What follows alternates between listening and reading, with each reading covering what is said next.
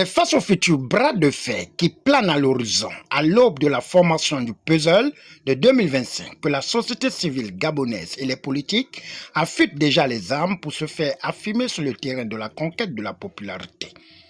C'est dans ce cadre que Georges Paga, leader d'opinion et acteur de la société civile gabonaise, a posé le pied sur le frein en dénonçant la sortie des 4 leaders politiques qui ont fait l'actualité il y a quelques jours. Il y a quelques jours, certains oligarques du régime déchu se sont unis contre la population en se présentant en donneur de leçons auprès du comité de transition et de restauration des institutions, le CTRI, lors d'une conférence de presse malvenue, et agit par le passé comme des destructeurs de la République, des opportunistes, des manipulateurs condescendants. Ils sont désormais dépourvus d'arguments pour convaincre le peuple, lassé par des politiciens et déterminés à exercer sa liberté de choix. En réponse à cette conférence politicienne, à cette imposture, la société civile gabonaise cherche à clarifier la situation de tous par cette présente conférence de presse. Le but étant de fournir un aperçu précis et concis de son rôle prépondérant dans les problématiques d'orientation politique et démocratique de notre pays.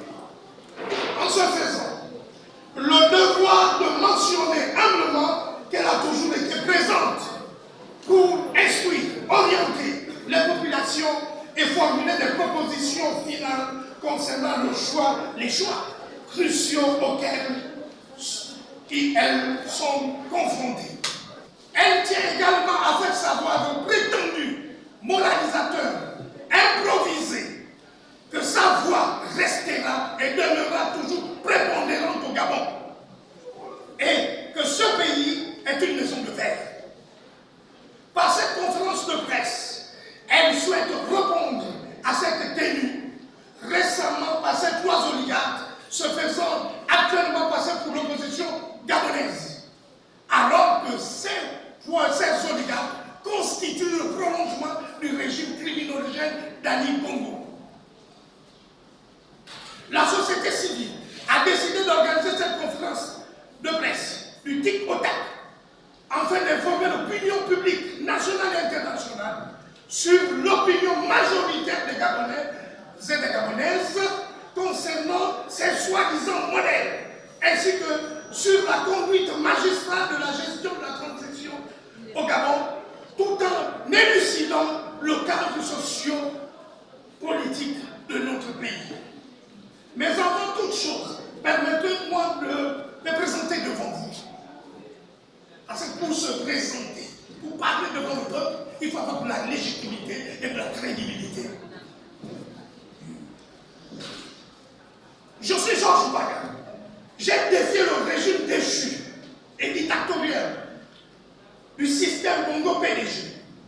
J'ai déposé une plainte contre Ali Bongo, Alain Claude Binet-Misé et les autres tenants du régime déchu devant la Cour pénale internationale en 2016. C'est moi, en tant que leader de la société civile, qui ai conduit ce processus aux Nations Unies, à Genève, à la Cour pénale internationale, au bureau du procureur, et à l'Union européenne et même aux Nations Unies. Pour les violations des droits de l'homme, post-électorales et les massacres de 2016, qui ont fait de nombreuses victimes parmi les citoyens aux mains nues, qui exigeaient simplement leurs droits démocratiques, le respect de leurs droits civils et politiques, le respect de leurs choix. Aujourd'hui, ces mêmes personnages se présentent comme des défenseurs de la démocratie. À qui veulent-ils faire croire cela? Qui pense-t-il tomber? De qui se moque-t-il?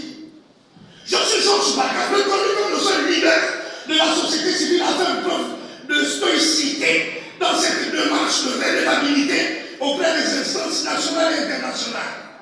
Défenseur reconnu de tous et martyr des causes nobles au Gabon, mon engagement résulte de la constance, de l'abnégation, de la durée, de la vocation dans la défense des causes sociales et citoyennes,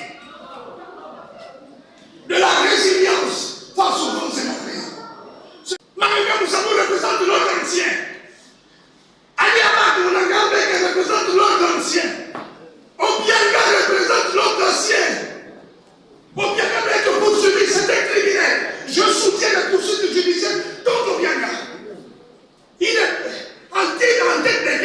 criminels qui doivent être soumis à la Cour pénale internationale. Et la responsabilité de Binet misère assurant. Il a fait l'apologie des crimes de 2016. Il a défendu l'indéfendable. Je pense qu'il mérite même en priorité pour se faire apologie du crime. Il a défendu dans les médias, nous avons des vidéos où il a pu défendre. Alors qu'il y a 300 morts, il dit qu'il n'y a que 3 morts. Donc, nous sommes avec les victimes. Mais nous voulons que les choses évoluent. Mais il appartient aux uns aux autres de s'organiser. Donc, ces gens ne sont pas crédibles. Binémis n'aura aucune voix de Gabonais. Qui se présente?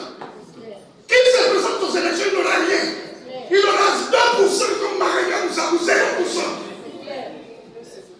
Il me verra devant lui. Je vais m'opposer à lui.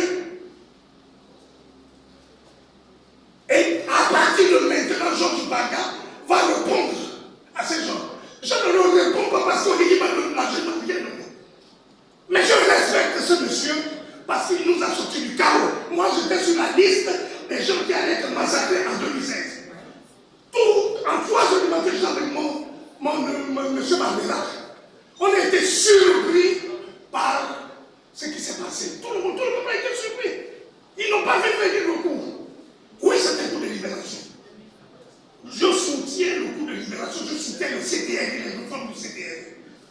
Il n'y a pas de comparaison entre le régime Bongo et le CTR. C'est le jour et la nuit. Il faut dire la vérité. Nous notons que la danse du crabe a déjà commencé avec la maîtrise de la même chorégraphie à chaque période électorale où les compromissions, revirements, trahisons pour se faire une place pour parvenir à leur fin en s'accrochant comme une censure au profit du peuple.